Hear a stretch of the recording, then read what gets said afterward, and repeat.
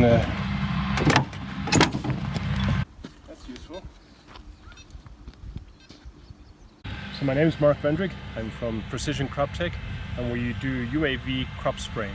So basically we're using drones to spray fields. And what we have over here is our Rtk Navigation System.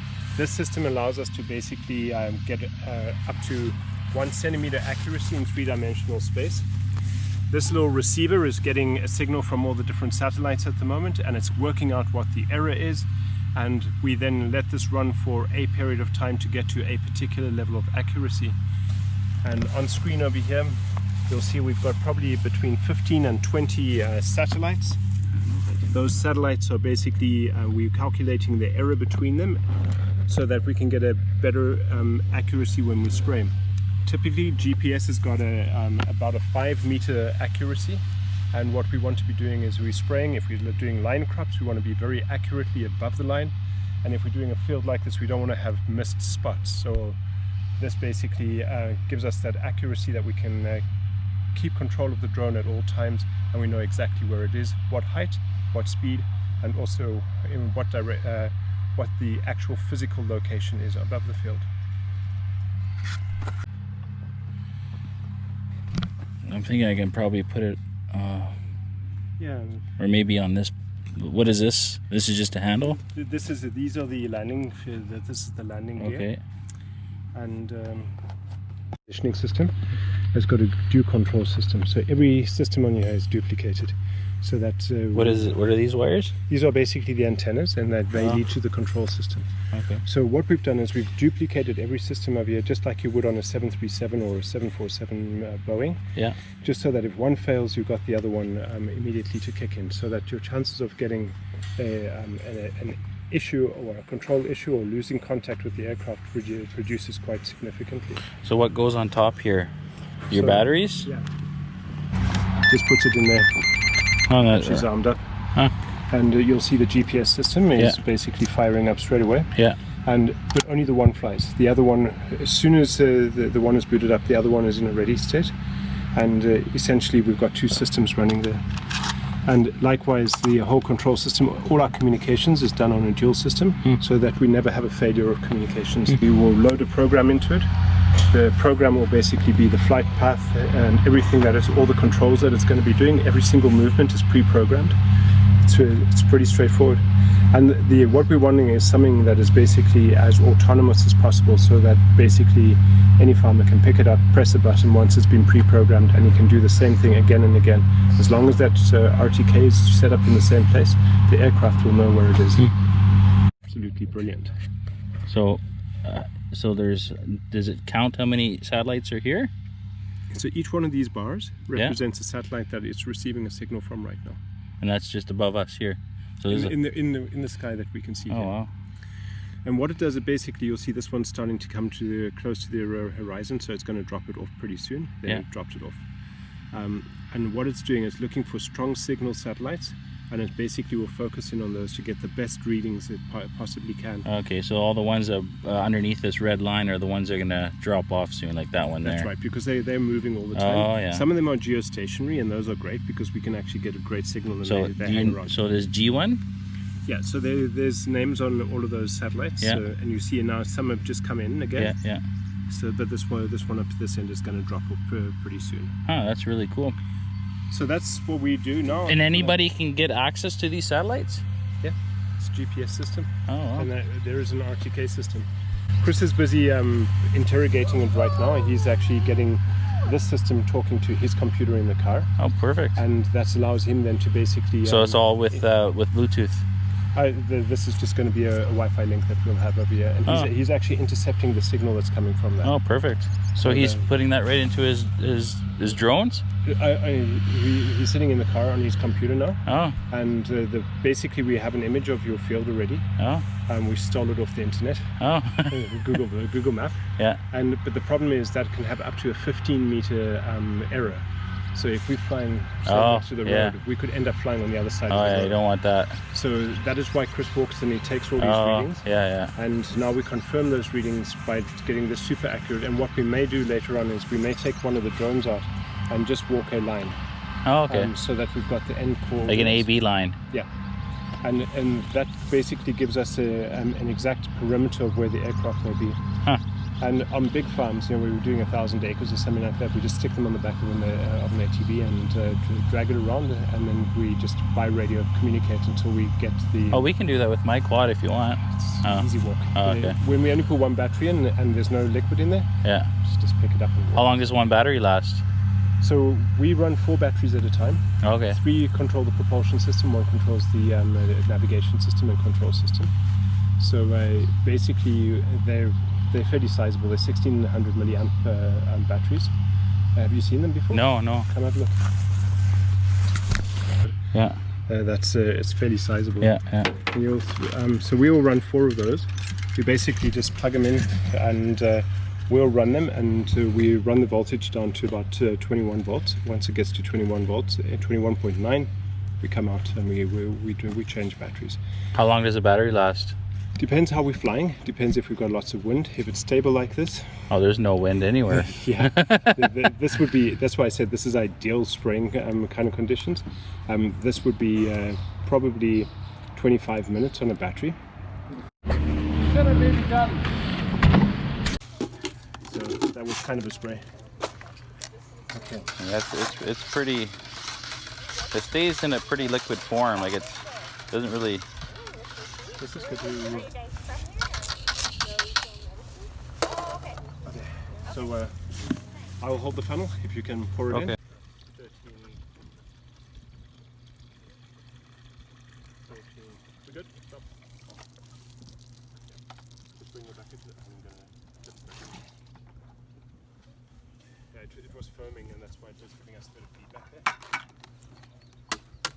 So today it's Father's Day, and we're doing a trial plot of the Penergetic in this field here. They're gonna do a 2-acre plot, and it's gonna be on autopilot with that drone, and I'm gonna fly my drone to videotape the drone. So this is the big drone spraying. We got the GoPro camera, and we got the GoPro photography going today. Okay.